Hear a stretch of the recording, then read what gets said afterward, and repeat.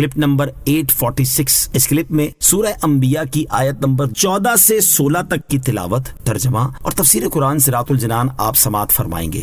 بسم اللہ الرحمن الرحیم۔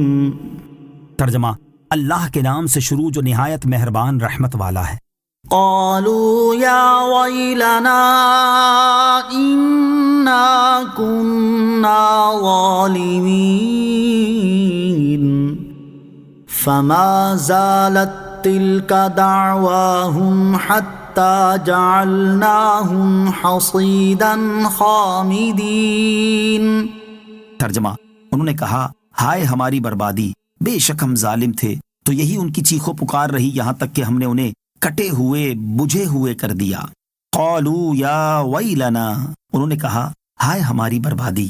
جب وہ بھاگ کر نجات پانے سے مایوس ہو گئے اور انہیں عذاب نازل ہونے کا یقین ہو گیا تو انہوں نے کہا، ہائے ہماری بربادی، بے شک ہم ظالم تھے۔ یہ ان کی طرف سے اپنے گناہ کا اعتراف اور اس پر ندامت کا اظہار تھا، لیکن چونکہ عذاب دیکھنے کے بعد انہوں نے گناہ کا اقرار کیا اور اس پر نادم ہوئے، اس لیے یہ اعتراف انہیں کام نہ آیا۔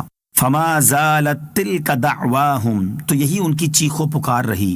ارشاد فرمایا کہ ان کی یہی چیخو پکار رہی کہ ہائے ہماری بربادی، ہم ظالم تھے، یہاں تک کہ ہم نے انہیں کھیت کی طرح کٹے ہوئے کر دیا کہ تلواروں سے ان کے ٹکڑے ٹکڑے کر دیے گئے اور وہ بجھی ہوئی آگ کی طرح ہو گئے۔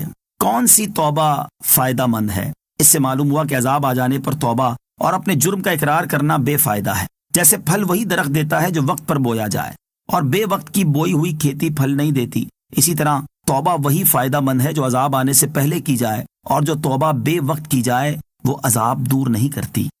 وما خلقنا السماء والأرض وما بينهما لاعبين۔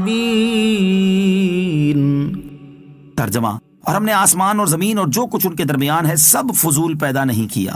وما خلقنا السماء والارض وما بینہما لاعبین، اور ہم نے آسمان اور زمین اور جو کچھ ان کے درمیان ہے سب فضول پیدا نہیں کیا۔